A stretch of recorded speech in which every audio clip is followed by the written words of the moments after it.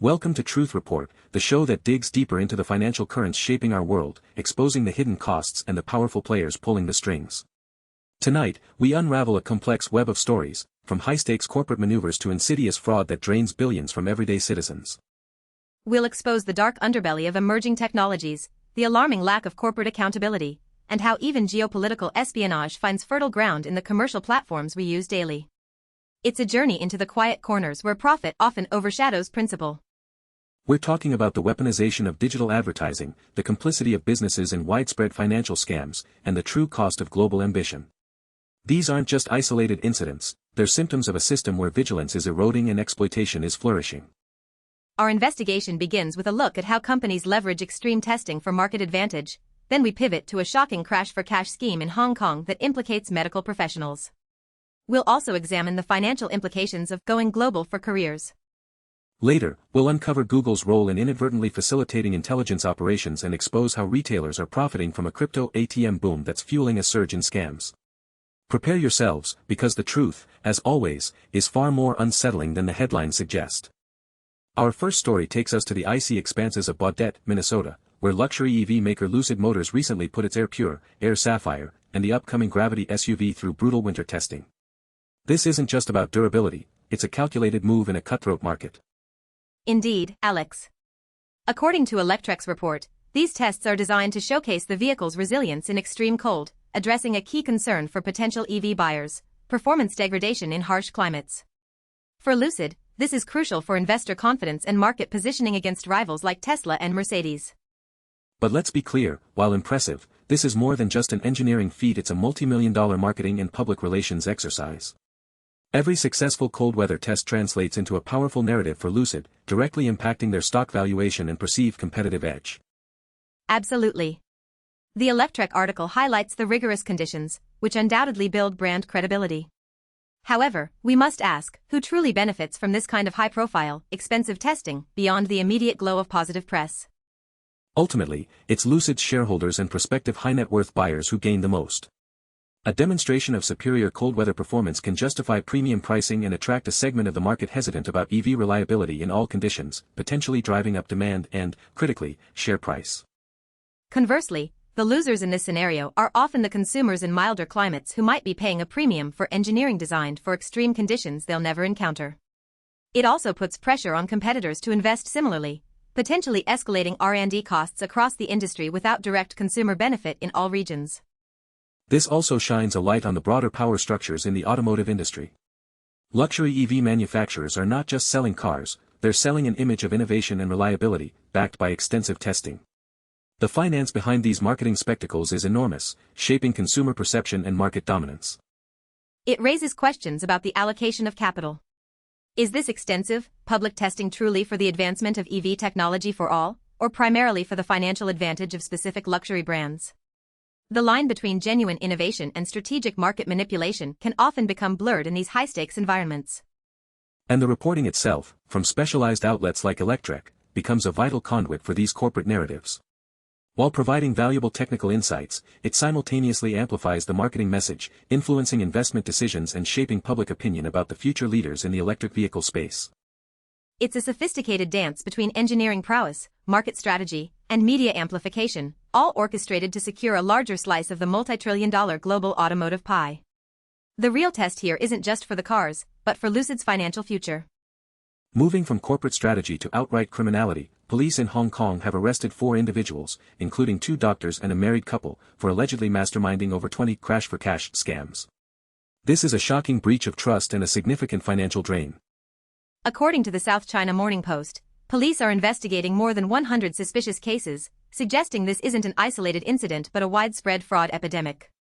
The involvement of medical professionals, doctors aged 56 and 69, and a nurse, is particularly alarming, as it lends a veneer of legitimacy to fabricated injuries. This isn't just about individual scams, it's an organized criminal enterprise exploiting the insurance system.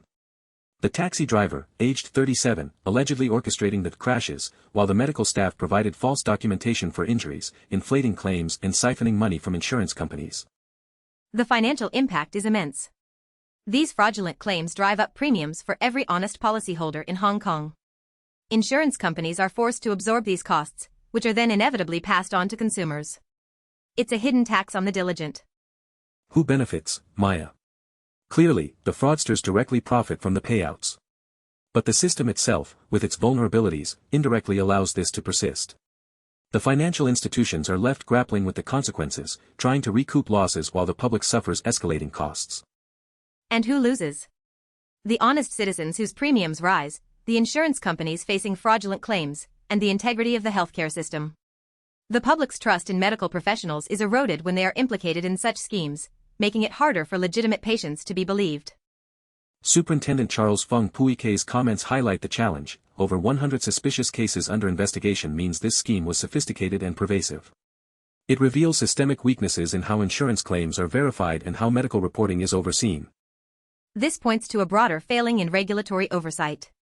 How could two doctors repeatedly sign off on fraudulent injury reports without triggering red flags?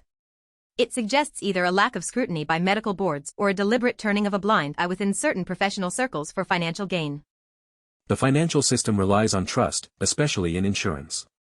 When that trust is systematically undermined by fraud involving professionals from multiple sectors, transport, medical, and potentially legal, it threatens the very foundation of how these services operate and are priced. This isn't merely a law enforcement issue, it's a financial regulation and professional ethics crisis.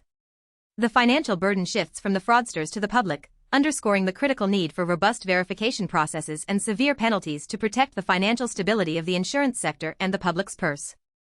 Our next story pivots to a seemingly innocuous piece of career advice from IEEE Spectrum: go global to make your career go further. On the surface, it sounds like an empowering message for professionals, but dig deeper, and you find significant financial implications for individuals, corporations, and global labor markets. Indeed, Alex. This article, part of a career advice series in partnership with IEEE TEMS, promotes the idea that international assignments and global projects are pathways to career advancement. For highly skilled professionals, this can mean higher salaries, more diverse experiences, and faster progression. But let's analyze the financial benefit from the corporate perspective. Companies encourage global projects not just for employee development, but often to optimize labor costs, access specialized talent pools that may be cheaper abroad, or to expand their market reach into new territories. It's a strategic financial decision. So, while an individual goes global for personal advancement, the corporation is often using global mobility as a tool for financial efficiency and market penetration. It's a win-win on paper, but the balance of power and benefit can be highly uneven. Consider who truly benefits. Elite professionals in high-demand fields, particularly in technology and engineering, stand to gain substantially. They leverage their skills globally for better compensation and opportunities, often contributing to a brain drain from their home countries if those economies can't compete. Conversely, those who lose are often local workers in host countries who face increased competition from internationally mobile talent, or professionals in developing nations who lack the resources or opportunities to go global and are left behind in the global talent race. It widens the wage gap. This isn't just about individual career choices, it's about the financialization of human capital on a global scale.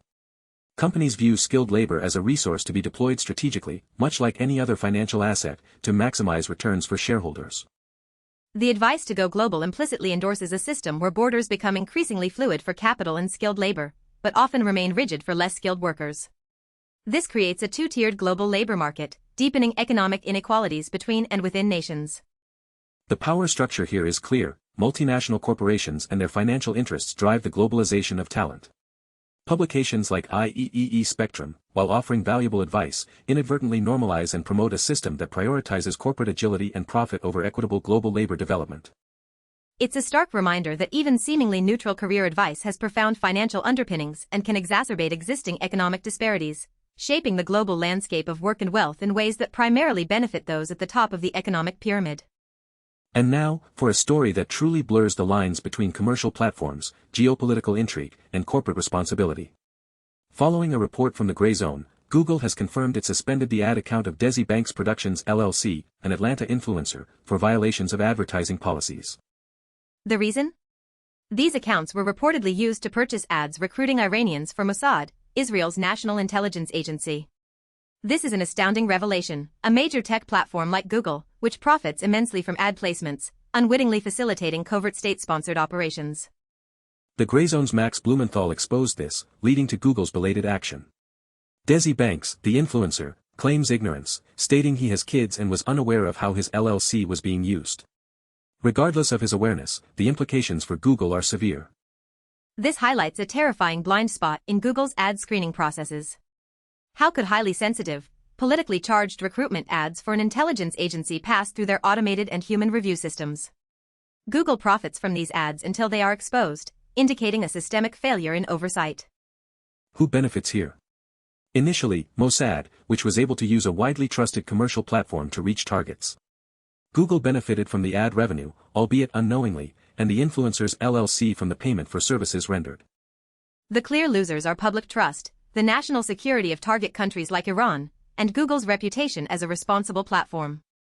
This isn't just an ad policy violation, it's a demonstration of how commercial digital infrastructure can be weaponized for geopolitical ends with insufficient scrutiny. This reveals a profound power imbalance. Google, a private corporation, holds immense power over global information flow and advertising. Its algorithms and policies, or lack thereof, can inadvertently enable intelligence agencies or hostile actors to conduct operations with little resistance. The financial flows supporting these covert operations are deeply embedded in the commercial digital ecosystem. Intelligence agencies are leveraging the same platforms businesses use to sell products, transforming everyday tools into instruments of statecraft. Google's response, suspending the account and deleting the ads from its transparency portal, is reactive, not proactive. This incident exposes a gaping hole in their corporate responsibility, where ad revenue appears to be prioritized over rigorous vetting of content, especially when it concerns national security implications. This isn't just about violations of advertising policies, it's about a global tech giant failing to understand the profound societal and geopolitical impact of the content it monetizes. The financial incentives driving Google's ad business seem to have outpaced its ethical and security responsibilities. Our final story brings us back to financial fraud, but this time at the intersection of emerging technology and everyday commerce. The International Consortium of Investigative Journalists, ICIJ, reports that retailers are continuing to cash in on crypto ATMs even as scams surge. This is a damning indictment, Alex. The ICIJ investigation reveals that partnerships with convenience stores and gas stations have fueled the rapid growth of crypto ATM networks, effectively creating a fertile hunting ground for fraudsters. These machines are often lightly regulated, if at all.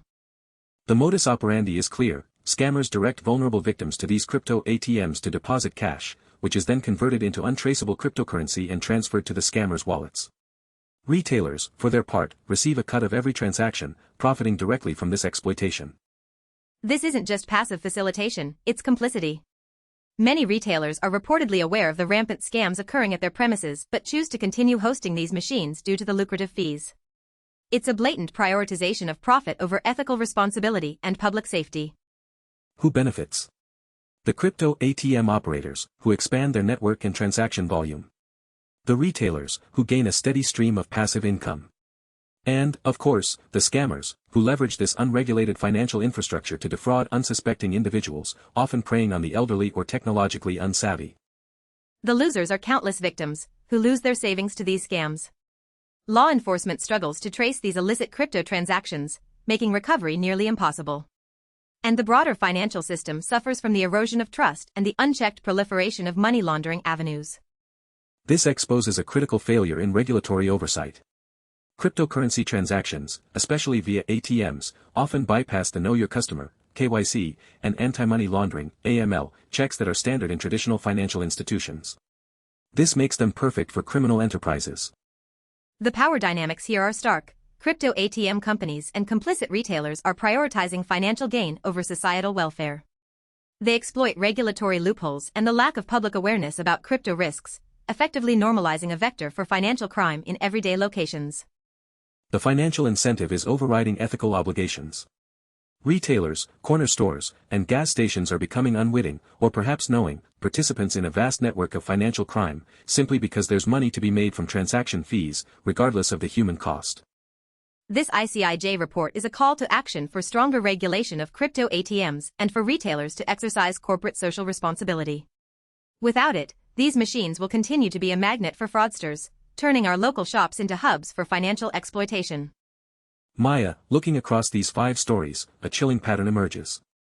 From high-tech marketing to organized fraud, and from geopolitical espionage to cryptocurrency scams, we see a pervasive theme: financial gain often trumps ethical responsibility, and the systems designed for our benefit are being weaponized against us. Exactly, Alex. Whether it's Lucid leveraging an Electrek report for market perception or retailers profiting from crypto ATM scams, the underlying drive is profit. And too often, that pursuit of profit leads to a convenient blindness towards the consequences for individuals or the integrity of our financial systems. The crash for cash scam in Hong Kong, with doctors involved, is a stark reminder of how professional ethics can be corrupted for financial reward, shifting massive costs onto the public. It's a direct assault on the collective financial health of society. And the Go Global career advice, while seemingly empowering, reveals how human capital itself is financialized. Corporations push for global talent mobility not just for development, but often to optimize costs and expand influence, sometimes at the expense of equitable labor practices or local markets. The Google and Desi Bank story is perhaps the most alarming, a commercial platform, built on ad revenue, inadvertently facilitating state-sponsored espionage. It highlights the immense power these tech giants wield and their profound lack of accountability in monitoring what they monetize.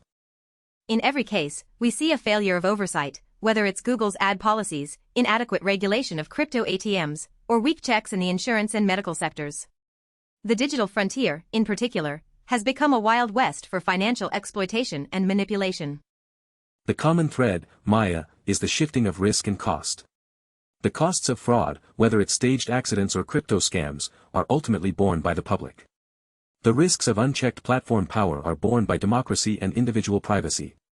The benefits, however, accrue to a select few.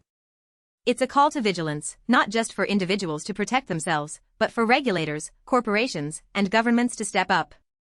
Without robust accountability, transparency, and ethical frameworks, the financial system will continue to be exploited, with profound consequences for all of us. These stories are more than just headlines, they are urgent warnings.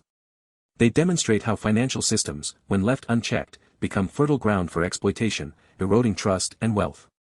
We need to demand greater transparency and accountability from the corporations and institutions that shape our financial lives. We must question the narratives presented to us, understand the true beneficiaries, and push for stronger regulations that prioritize public protection over private profit. Your vigilance, your questions, and your demands for truth are our strongest defenses against these pervasive financial abuses. Join us next time on Truth Report as we continue to uncover the hidden financial forces at play. For Alex Truth and Maya Clarity, thank you for watching.